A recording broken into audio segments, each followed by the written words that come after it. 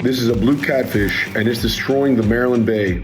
The problem is that it has no natural predators, thus making it invasive. It was introduced recreationally and now are a serious threat to a lot of tasty seafood that comes out of our bay, and especially our beloved blue crabs. This fish might be tasty, but it's not better than crab. Crab is king here in Maryland, and we have to do our best to protect it. Why us, you ask? Well, the Maryland Department of Agriculture has chosen us, Jimmy's Famous Seafood, to help change the outlook on this fish. Our job is to get people to eat it, and just like the mythical Chilean sea bass, whose real name is Patagonian toothfish, we decided to have some marketing fun with it and give it a new name. We're gonna whip up some cool dishes and make this fish go from invasive to extinct. Let's do it. How many of these do we have to get out of there? How many tons? 70% biomass in the Chesapeake Bay. Wow. I mean, this is crippling. We thrive on crabs. I think the first thing I'm gonna wanna do is maybe change this name and get people thinking a different way. What is your take here on the difference on this catfish and a farm raised? Farm raised is muddier. It's not as clean. This is a clean, white, flaky meat. Similar, what I compare it to a rockfish. Let me get investigating here, and we will circle back. Sounds good, Miss Crabcake. Thanks a lot. Appreciate it. We're upstairs in one of our banquet halls. Got the whiteboard out. Charlie over here filleted some of the fish, seasoned it off, and put it on the flat top for us. We're gonna taste it so we can start brainstorming some different ideas of what we're gonna do. That is delicious. Tell us anything. It's really good. It's a shame that it has a bad rap. All right, let's figure this thing out. From a marketing perspective, I think the outlier here is this guy right here. People are straying away from it for that reason. My vote here is that we change the name. I think we're gonna have to go with something that the state would allow us to approve. I like those two names, Bay Blue. Blue Bay. Chesapeake Bluefish, Chesapeake Bayfish. Can't do bluefish because that already exists. Without the E on the end though. I don't know if they'll bite. Number 3 is? I like Bay Blue. Bay blue does sound good. Or blue bayfish. Nobody likes the Chesapeake Invader, huh? Terrifying. Sounds like a terrible video game. All right, let's get into the culinary side. Charlie, what do you got? They're used to southern fried catfish. I'd like to branch out, show some recipes that aren't deep fried. Try to make some crab cakes out of it with our all-in-one mix. Maybe like bite size though, where we can make it into an appetizer. I think I see where you're going. What'd you call it? Like blue balls?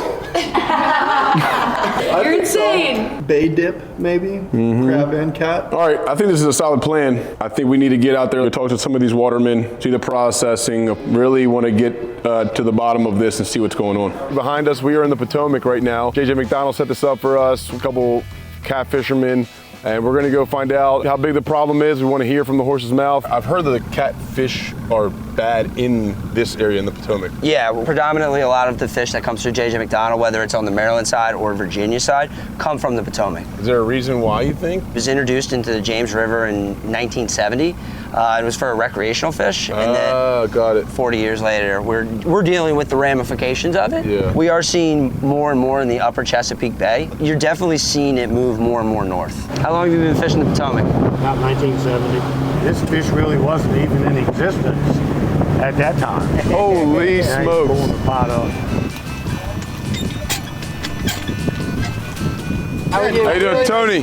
Tony. Oh, Yeah. you're not Jimmy? No, Famous Jimmy. my dad was Jimmy. I started messing with these catfish. Been doing it for about 14 years. 14 years. We were always crabbing and rockfish, oysters. Right. And I started doing the catfish 2012 to fill in between crabbing and stuff. And now it's turned into a full-time deal where crabbing fills in between this. Basically year-round fishery. You see a drop-off in crabs at all? Yeah, I mean, but it's been over the past 20 years. I mean, when I was a kid just crabbing with my dad, we crabbed every single day. Right. You know, caught Right. 20, 30 bushels every day. Right. Now you crab twice a week, catch 5, 6, 10 bushels each time. I know you can't obviously pinpoint it to one thing. What do you think it is though? I think it's a big combination of everything. We're the biggest predator, you know. I know that. Supply and demand. Of course. I mean, when crabs become like so popular, you know, we got good at catching them. You know, they were catching them year round. They were dredging them in the winter. They were catching them in the summer. Then there was water quality. Loss of the SAVs. You know, What's that? Submerged aquatic vegetation. They couldn't hide from predators as well without the grass. I mean, you still make money crabbing, but you used to make money off of volume. how you make money because the prices are just astronomical. All fisheries are always changing. Every fishery has changes over time, some shape or form. We never knew catfish was going to turn into a multi-million-dollar fish. Pleasure to meet you. No problem. You too. Thanks a lot. No problem. Appreciate it. Wait till you make some type of catfish sushi, one of them volcano rolls with the blue catfish. I got it. Yeah, come on up. One of these days I'll make a trip to Baltimore, but Yeah, absolutely. Please do. I don't like leaving the country much. The country. All right, see you. We're at J.J. McDonald, and I'm very curious actually to see this process. First of all, they got really thick skin. On top of it, they're governed by the USDA, which is not normal for fish. FDA, yes, not USDA. USDA is typically your meat, and I'm gonna go find out why right now. Nope, nope. Is that entrance in the front there, you think? We'll find him and get him. Thank you. All right, it's Chris Phelps here from J.J. McDonald. Talk to him on a daily basis, buying a lot of crab meat, but other stuff as well. He's gonna get us behind the scenes now and see the processing of it. This is all catfish. No way. 1,500 pounds, 1,400 pounds, 15.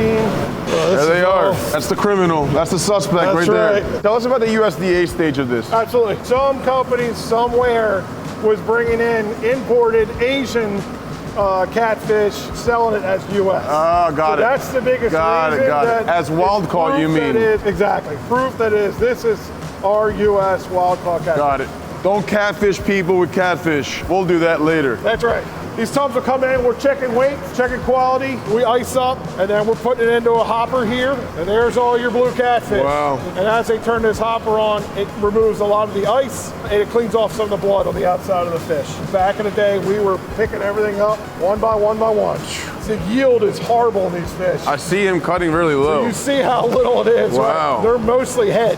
29% is the fillet coming off that fish. Hold on. That's quite low. I was gonna say, typically the other way, it's typically like 29 bones. It's like salmon's more like high 60s into 70%. Right. Tuna, same way. So unfortunately, you gotta cut a lot of fish to get a little bit of fillet. Yeah. We make a lot of cat food.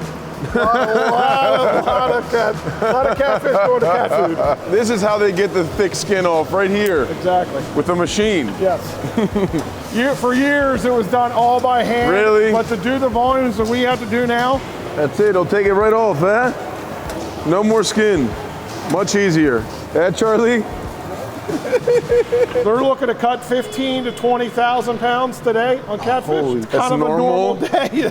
When we're cranking, that's it. J.J. McDonald has sent us some beautiful fillets here. I'll have Charlie kind of run you through the two different ones that we have here and the differences that he sees. So yeah, we have here the wild caught blue catfish, and then we also have some farm-raised catfish, which is a different species. The meat looks a little drier to me. I find that this looks just a bit more interesting.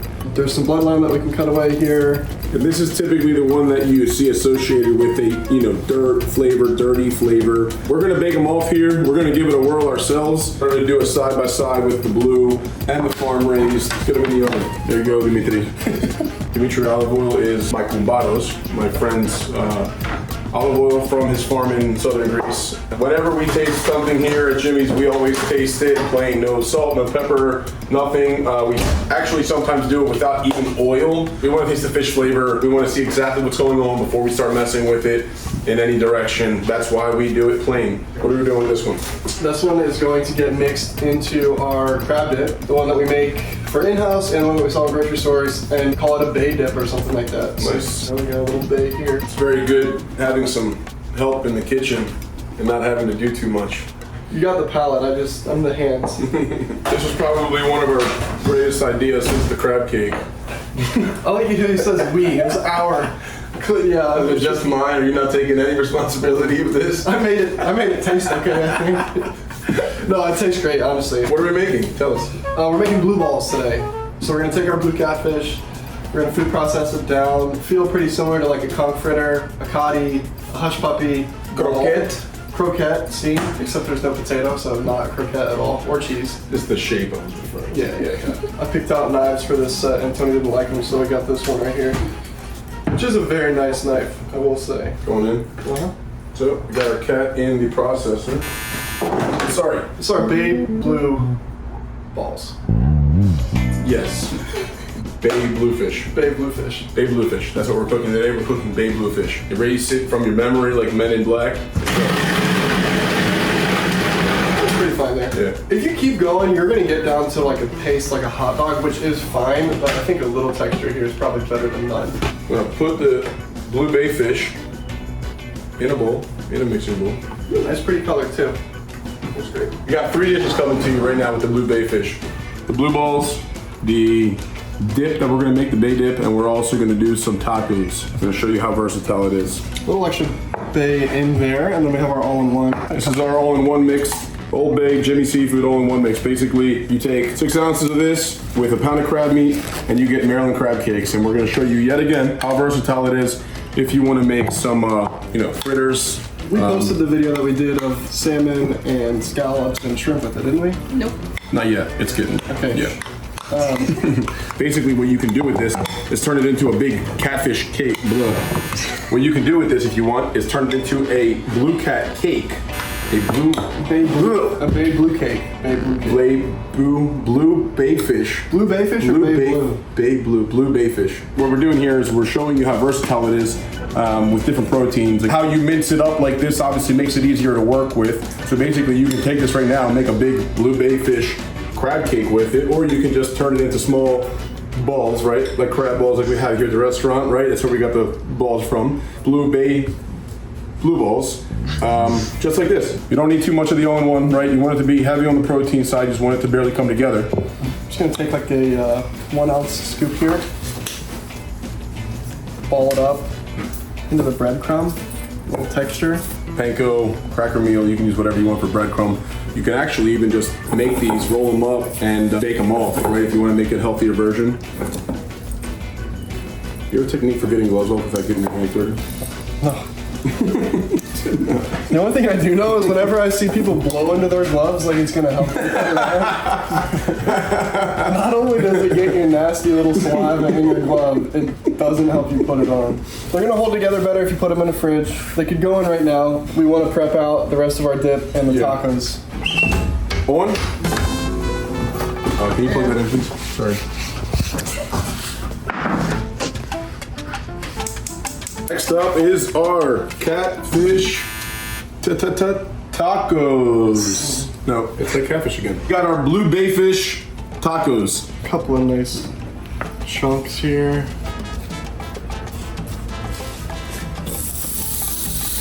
And you can grill these, you can fry these, flat top, char broiler. As you see, we're gonna pull the bacon one out of the oven as well right now. The blue cat, the blue bay fish, and we got the farm raised. You can see the gray lines in there like you normally see in catfish. Tastes like catfish. No, it's not doing anything for me. Right. Tastes definitely better. It's a little meatier.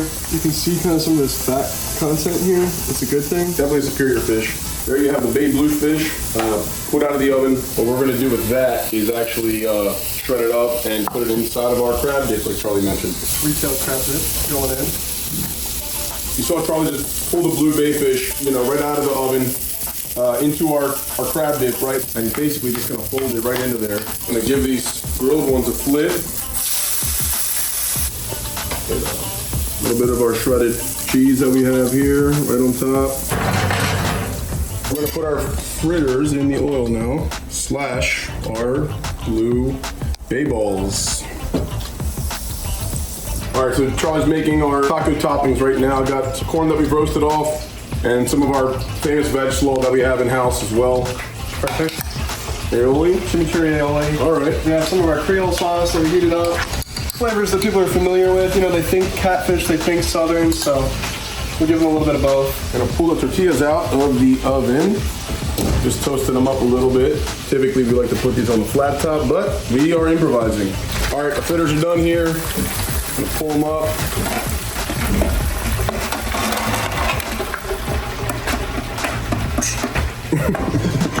Really important part. Yeah, if you don't shake to get all the oil off, you ain't a chef. We're gonna put them right here in the Creole sauce with my hands. This is for us, okay? I don't want to hear about no gloves conversation, okay? Catfish time, or I don't know. Blue bay time. We have the chimichurri aioli going down.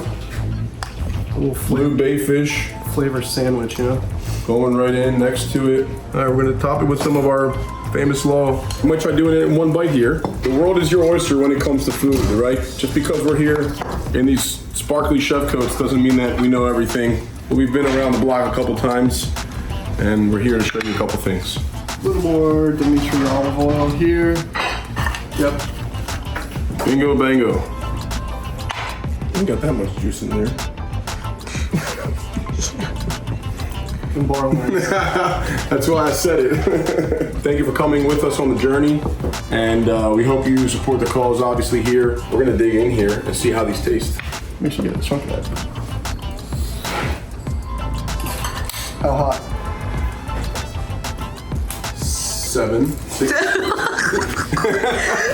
Charlie's entire mouth is burned. You got Charlie back. I'm back. Sorry, this is good by the way.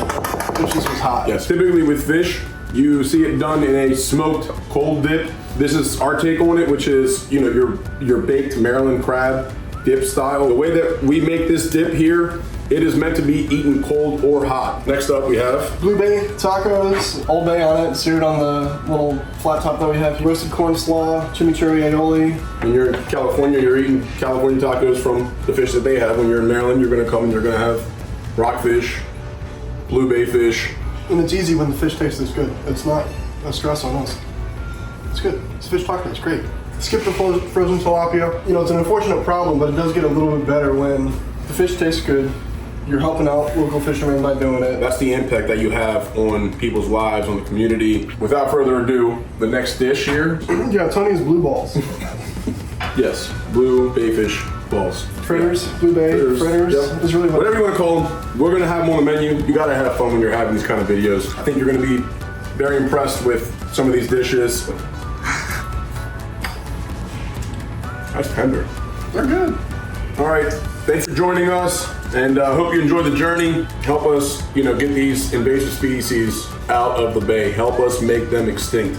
Tons of great seafood coming out of the bay. Let's start in our backyard, fixing the problem one by one, and we'll go from there. Cheers.